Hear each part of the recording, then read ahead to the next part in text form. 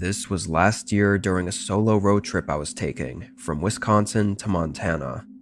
Most of the roads there are basically barren, aside from the first hour and the last hour. Everything else is forest or open fields, maybe some small mountains too, once I got further west. Anyway, because of how I had everything scheduled, I was going to be driving through the night and most of the day, rather than taking up 2 full days of driving and having to spend on an extra hotel in between. I knew it would still be tough, but I thought it was worth it. I started the drive at 7 p.m. I double-checked I had everything packed into my car and had my snacks and stuff in the front seat with me. Then I headed onto the road. First hour was through the city and small towns, but then it was open road from there. Barely any cars, and not many places to stop, aside from a gas station every 15-ish miles. By hour 2, I'd only used up a third of my gas tank, but with the gas stations seeming to get further and fewer between, I figured I'd top off before entering the really rural section of the drive. It took 20 minutes before I finally found a station to stop at. Nobody else was there. It was just some really small place with 4 gas pumps. The convenience store wasn't even open. I pulled in and parked next to a pump, getting out and starting to pump the gas. I don't know if it was because the place was older, or maybe hadn't been filled up in a while, but the gas was coming out really slow, like almost a whole minute just for 1 gallon to come out. I leaned up against my car and just waited. That's about when another car came down the road. The speed limit was 55, but it looked like they were only going 20 or 30, initially passing the gas station, but then slowing down and backing up. That was strange, and honestly a bit dangerous on a single road like that in the middle of the night. But they backed up to the entrance and pulled into the station, parking at the pump right behind me. I figured they just missed the entrance and really needed gas. I stayed looking forward at my pump as I heard someone get out and walk to the side of their car. But after a minute of not hearing them starting to pump the gas, or even move at all, I glanced over to see what they were doing. The man was wearing a gray flannel and black jeans and was relatively tall, and he was staring at me. Like when I looked over, he was already looking at me. I awkwardly smiled and nodded, then looked away again. I couldn't help but feel like he was still looking at me though. After a good 10 seconds, I finally heard him grab the pump and put it in his car. I felt relief, like maybe he was just getting gas, and I was overthinking it. I was out there for another minute before deciding I'd waited enough and just took the pump out and locked up my gas cap. When I did, I saw the man looking at me again. His eyes were so dull and heavy, like he was tired, but chugged caffeine or something. I got in and pulled back onto the road. Weird guy, I thought, but I didn't put too much weight on it. At some point during the next 3 hours of the drive, it started raining. I'd now been driving for 5 hours total, and it was just past midnight. The rain made me feel like I had to pay more attention to the road, which in turn made the drive more exhausting and tiring. I tried opening an energy drink and snacking, but it really didn't help all that much. By 1 a.m., I just needed a break. My gas was starting to run low too. I drove down the long barren road until finally there was a gas station to pull off at. It looked pretty run down and was just as empty as the last one, but still had lights on and everything. I pulled in and filled up my tank, then pulled into the side of the small building and parked in one of the spaces. I looked up the weather to see how long the rain would last, and I looked up any nearby towns, but there were none. It looked like I was basically right in the middle of nothing. I ended up deciding I was good to take a 30-minute nap just to refresh myself, and hopefully the rain would slow down too. I leaned back and fell asleep.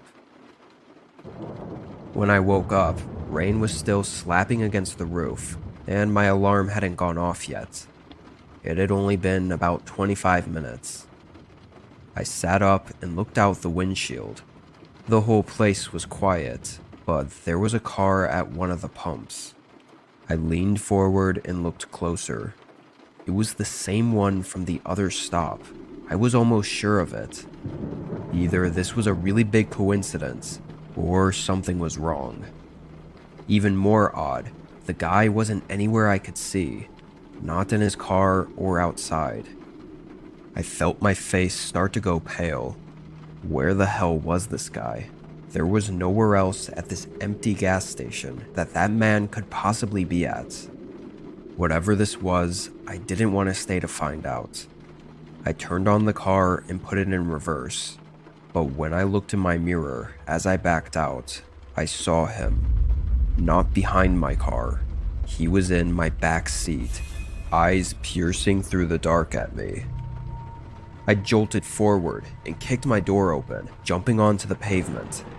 The car was still in reverse, so it was slowly backing up. I started running, but I never heard the man get out of the car. I ran into the woods, then watched as my car continued to roll back for a while, then suddenly stopped. A second later, he drove away, leaving me stranded at some unknown gas station in the middle of nowhere. It was then I realized my phone was still on the dashboard. I stood there in shock for a minute, standing in the rain and taking in the reality of the situation. Then I looked over at the car. He just left his own car. I walked over and found the door to be unlocked, keys in the ignition, and random groceries in the back seat. And by some odd chance, I found the phone laying on the floor by the passenger seat. It was locked, but I was still able to call 911 on the lock screen. I didn't realize it at the time. I guess I thought whoever stole my vehicle was just stupid and left everything behind. But this car wasn't theirs. It was also stolen. Everything in it was from someone else that the man had done the same thing to as he did to me. Though from what I heard, they weren't as lucky to get out completely unharmed. When talking with investigators, they seemed to think the man didn't sneak into my back seat and let me start leaving for no reason. Likely, he was going to wait until we were on the road to reveal himself, and who knows why he would want me hostage, or what he planned to do. He was never found, and neither was my car.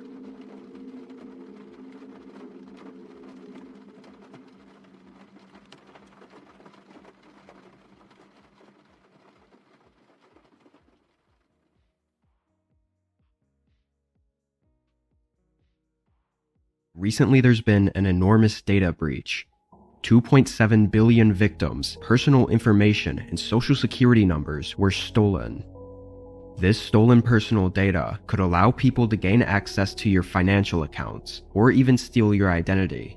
So now it's more important than ever to take extra measures to ensure your security.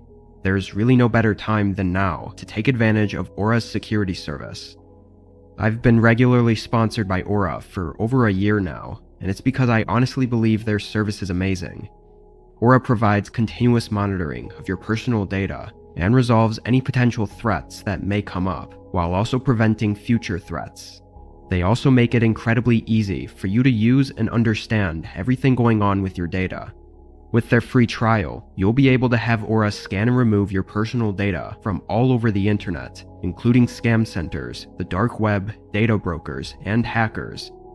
After this, Aura will set up continuous monitoring on all of your data, ensuring any issues can be resolved rapidly by notifying you the instant something comes up.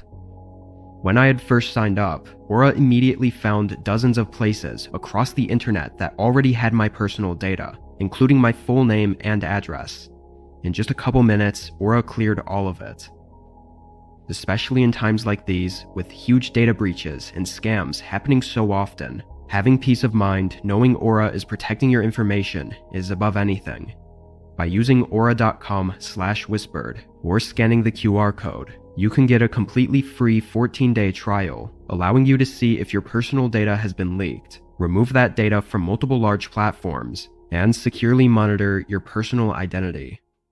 I highly recommend using this opportunity to find any leaked info and ensure it is taken care of and secured. Thank you again to Aura for sponsoring this portion of today's video.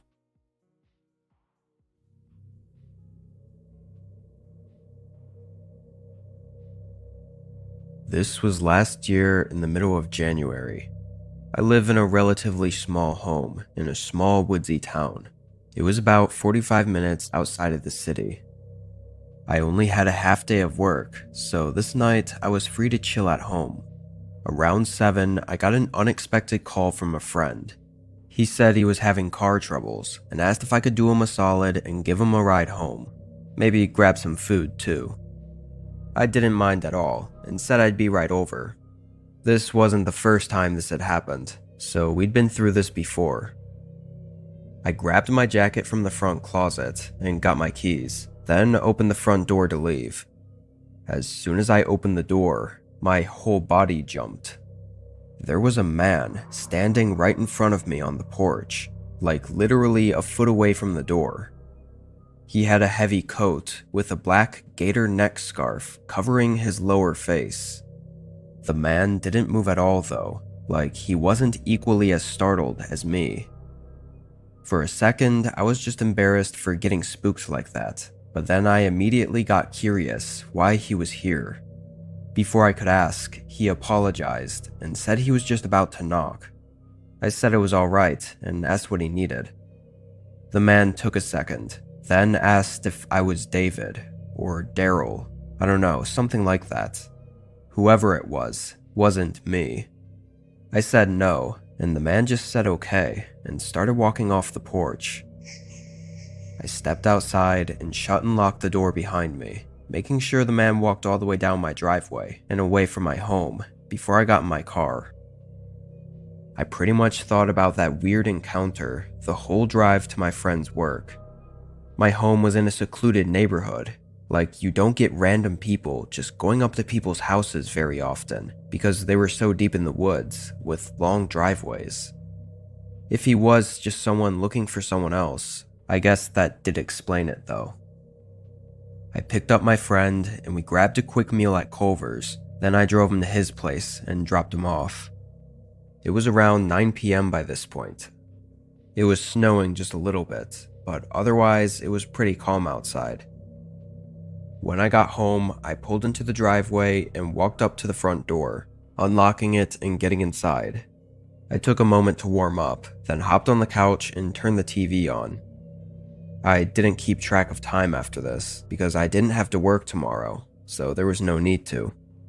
If I had to guess, I was probably on the couch for 2 hours before I got tired. I got up and stretched, turning the TV off and starting to walk over to the stairs. But when I passed by the front door, I suddenly remembered that guy that was outside earlier. I'd pretty much forgotten about it up until now. Now that I was thinking about it though, I walked up to the door and looked out the peephole just to ease my mind. Nobody was on the porch, and the night still looked calm, still snowing and not very windy. However, after a second, I noticed something going across the driveway. It wasn't clear, so I had to open the door to get a better look. There were shoe prints in the thin layer of snow. They seemed to come all the way up the driveway from the road and near my car. Then they walked off into the yard where the trees blocked my view. Immediately, I felt very unnerved. I shut and locked the door. If this was the same guy as last time, coming back again, then something was seriously wrong.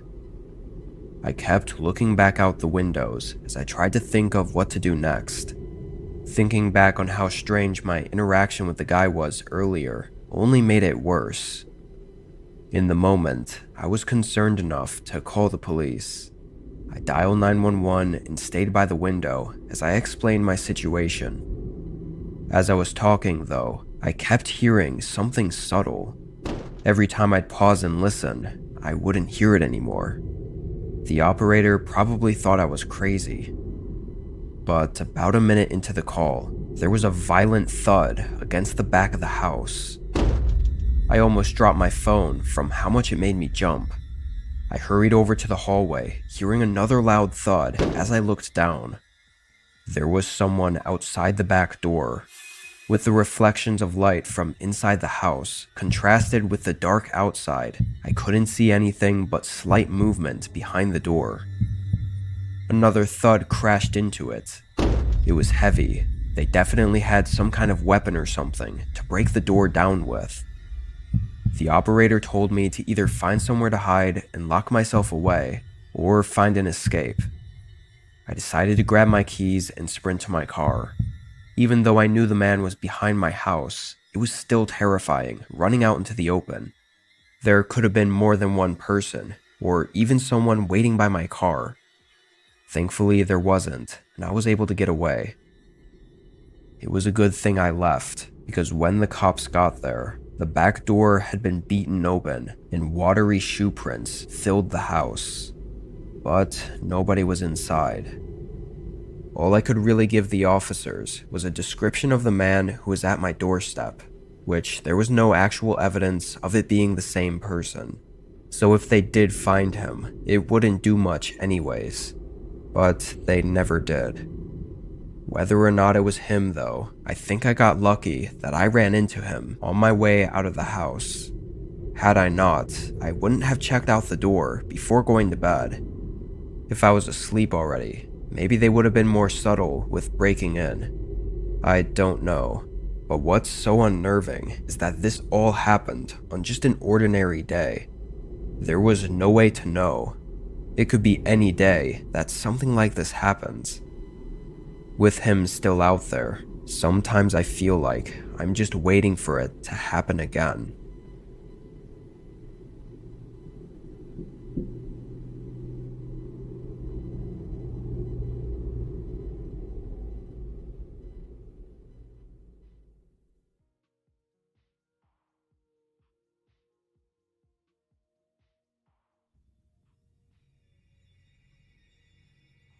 It was 2019. I was a sophomore in college and did babysitting 3 to 4 nights a week as a means for paying off my car. For about a month, I had this 3-year-old boy that I'd watch once a week. The parents were soft-spoken, but friendly. They'd always leave around bedtime, so all I'd have to do is make sure the kid stayed asleep and was okay while they were gone for usually 4 to 5 hours. This night, I pulled in at 8 p.m. I said hi to the parents, who mentioned the kid was already in their room asleep. Then they thanked me and left. I never asked what they did, going out this late every week. I think they mentioned one time that they went to the city. Maybe it was like a date night or something. Anyway, I put my bag down and did a walkthrough of the house like I usually did, then sat on a chair in the living room. They'd always say feel free to watch TV or cook dinner or whatever, but usually I just sit on my phone to pass the time, occasionally walking by the kids' room to make sure they were okay. Not even an hour in though, I got a call from the mother.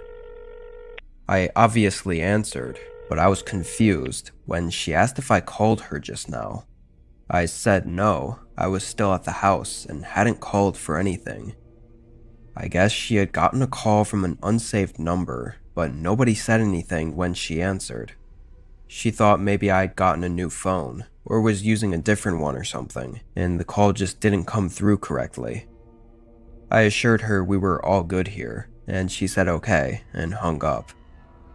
I thought nothing of it. She was probably just a concerned parent wanting to make sure everything was good.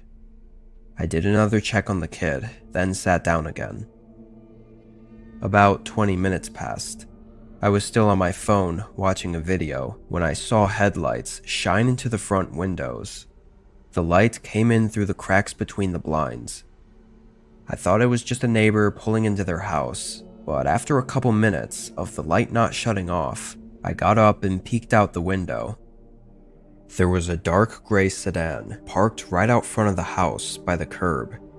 It was old and rusty, and the windows were blacked out. I was so focused on the car for a minute, I almost didn't even notice the guys standing a few feet from it.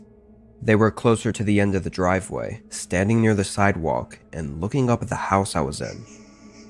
I was a little concerned, but I didn't want to confront them since it wasn't even my house, so I just watched from the window. After a minute, he walked back to his car and got in. Oddly, they pulled away very slowly, like they were still focused on looking at the house. I watched as their headlights went down the road, cutting in and out of the trees, but then they stopped again. I could see the light between the trees staying still far down the road. Then it shut off, like they had parked and got out. Maybe it was someone visiting a neighbor and they were trying to find the address numbers and got mixed up somehow. Feeling like it was a little strange, I stayed by the window for a good 5 minutes, but I never saw the man come back down to the house, so I figured it was probably just a weird coincidence. I went back to the chair in the living room. I did think about texting the parents, but didn't want to worry them about something that was likely nothing. Plus, it probably wouldn't have made a difference to anything anyways. I decided to turn the TV on, keeping it on low volume so I didn't wake up the kid. A few minutes in, I went to open the blinds as well because I found myself still thinking about it. A whole hour and a half passed, or maybe even 2 hours. Nothing really happened during that time. I just waited in the living room with the TV on and tried my best to stay awake. My eyes were getting heavy and I could tell I was half asleep. Like I was still awake, but just fully spaced out and my eyes partially open. But through my less than aware state I was in, I randomly heard a light thump. It didn't fully wake me until I heard it again. My eyes opened wider and I got up. I wasn't sure what it was, but I wanted to check on the kid first, so I started walking to the stairs.